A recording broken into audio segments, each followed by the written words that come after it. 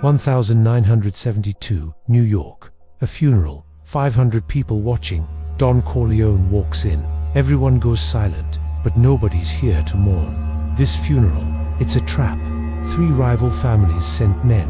FBI's watching from cars outside. Judges sitting in the front row. Don Corleone knows, one wrong move, he's dead, or arrested, or both. He's got maybe 20 minutes. That's when the body gets buried. That's when everyone leaves. 20 minutes to prove he's still in control.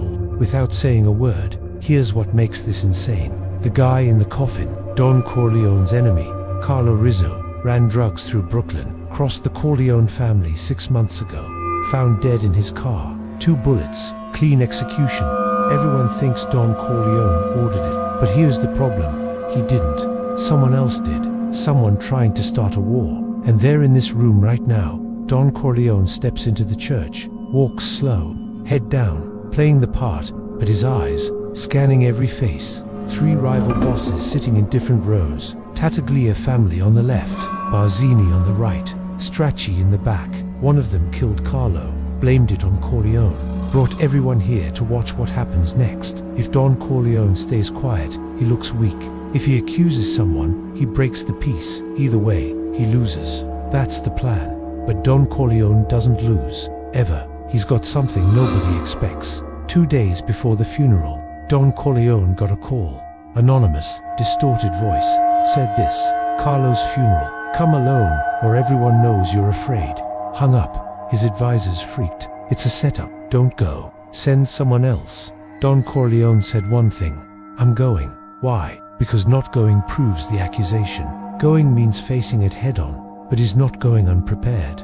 He made 3 moves, secret moves. First move, he sent his son Michael to talk to someone, can't say who yet, but that conversation changed everything. Michael drove to Queens at 2 a.m., back alley behind a restaurant, waiting in the shadows, waiting for him. Vincent Mancini, Barzini's accountant. Vincent's been cooking Barzini's books for 5 years, knows everything, every deal, every payoff, but Vincent's tired. Barzini treats him like garbage, threatens his family constantly, pays him scraps. Michael sits down, says how much to walk away. Vincent laughs, bitter laugh. Walk away, I'll kill me. Michael slides an envelope across the table. 50 grand, passport, ticket to Rome, new name, tomorrow. Vincent opens it, sees the cash, real, sees the passport, real. Looks at Michael with suspicious eyes, searching for the catch. What do you want? Everything, bank records, transaction logs, names. Vincent thinks. Long pause, dangerous pause. He knows what this means. Then, done. But I want 100 grand. Michael doesn't blink. Done. Bring the documents tomorrow. You get the money. You disappear. They shake hands. Deal made. Next morning, Vincent shows up, shopping bag in hand. Full of documents, ledgers, bank statements, 5 years of dirt on everything Barzini's done. Michael counts out the money, hands it over in stacks of hundreds. Vincent takes it, says, one more thing. Barzini's planning something at the funeral. Michael stops. What? Don't know details. Just heard him on the phone. Said Carlo's funeral ends it. Michael's face hardens. Ends what? Your father. Barzini wants him gone. Vincent leaves. Gets on a plane that afternoon. Gone for good. Michael brings the documents to Don Corleone. Spreads them on the desk.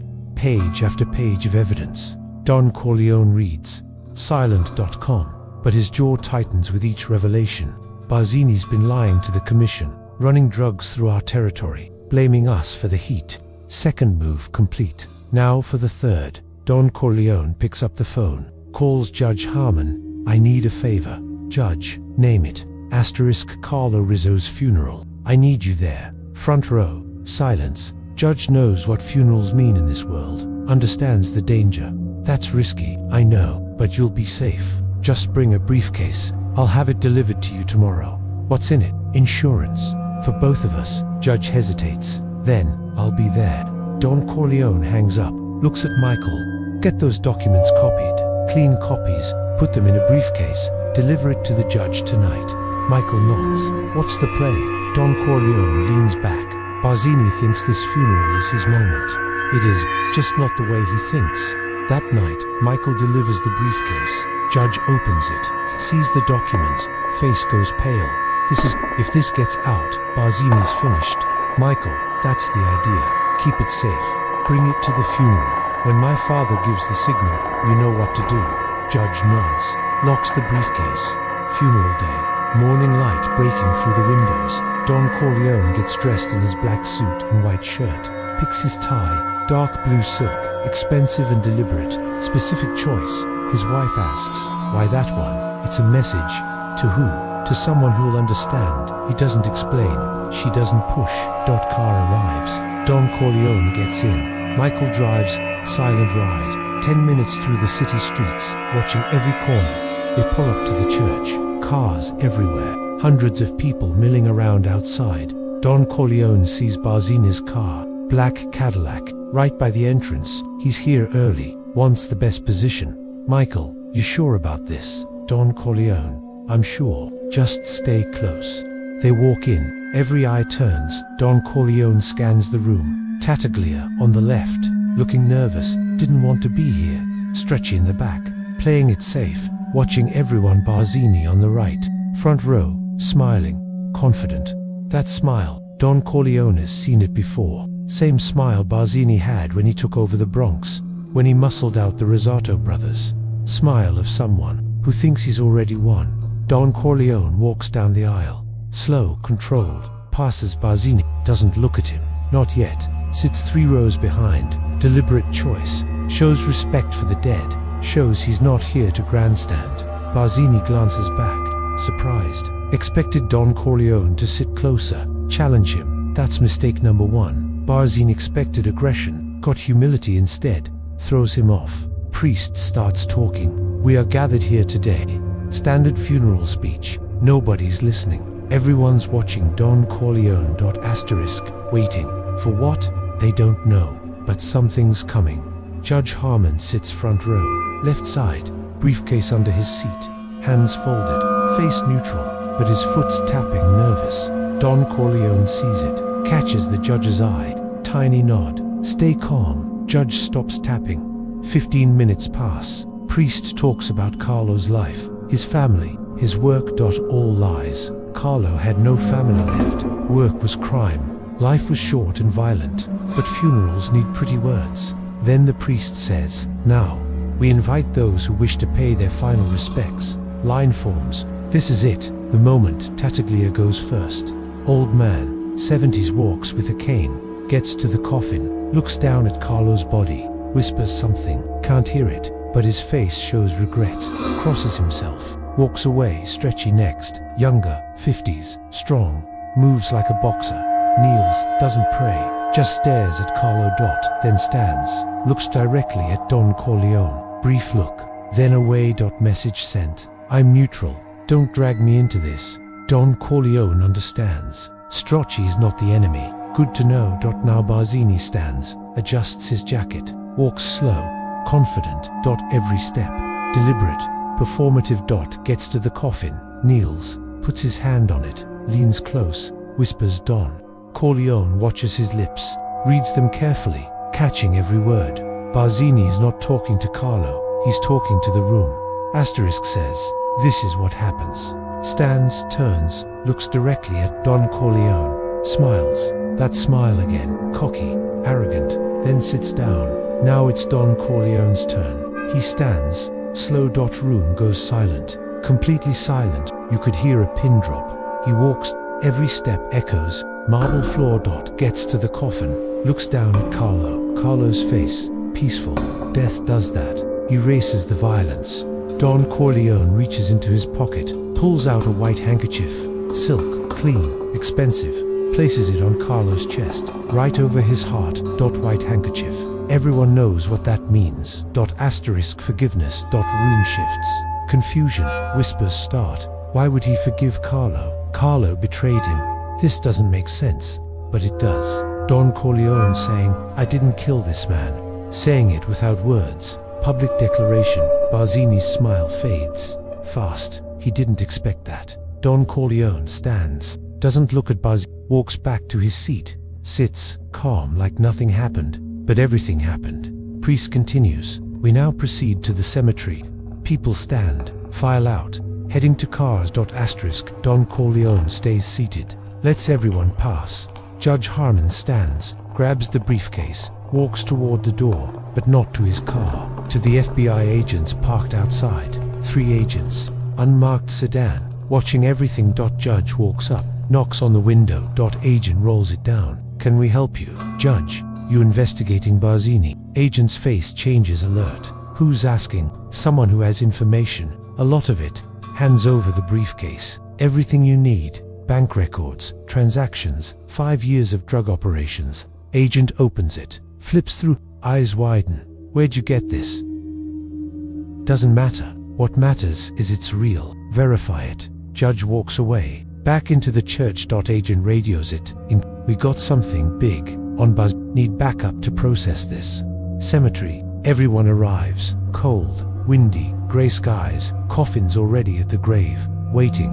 People gather around. Circle formation. Don Corleone on one side, Barzini on the other.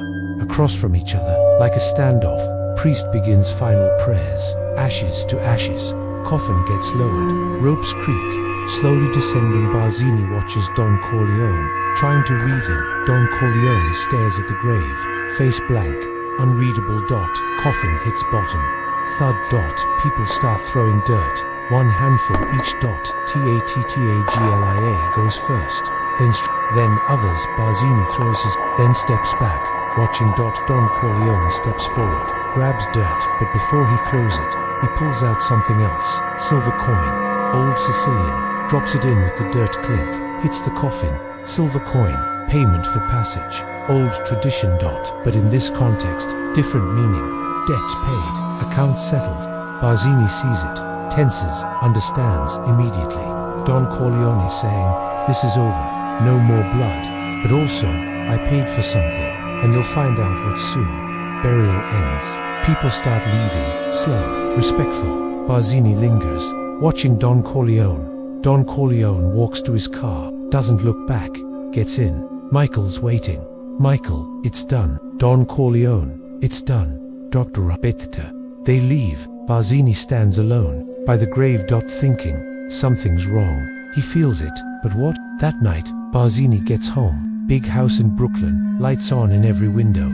His guys are there, waiting in the main room, tense and alert.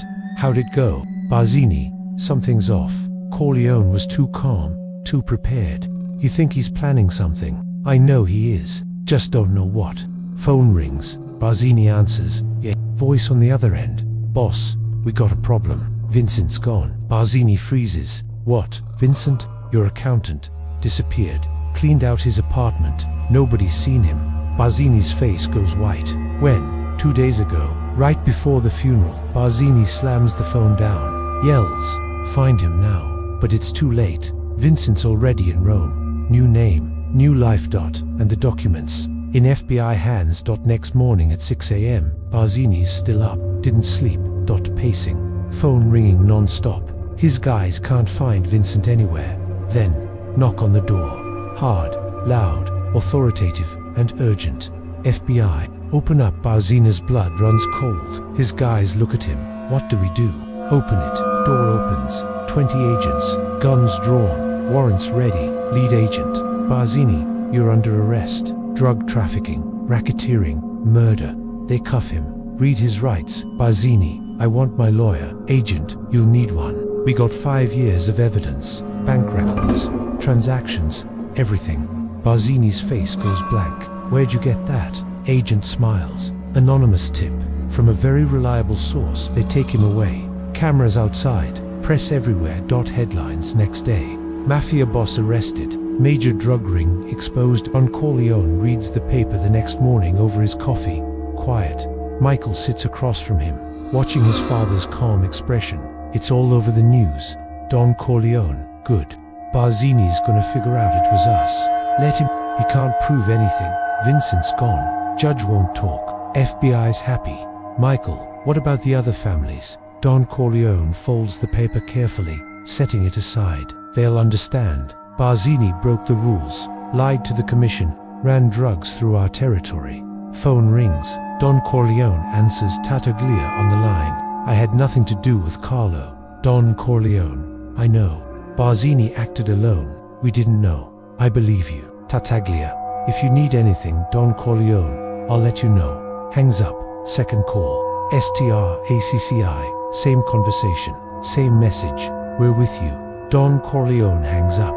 Looks at Michael. That's how it works. Power shifts. They follow. 2 days later, Barzini calls from jail.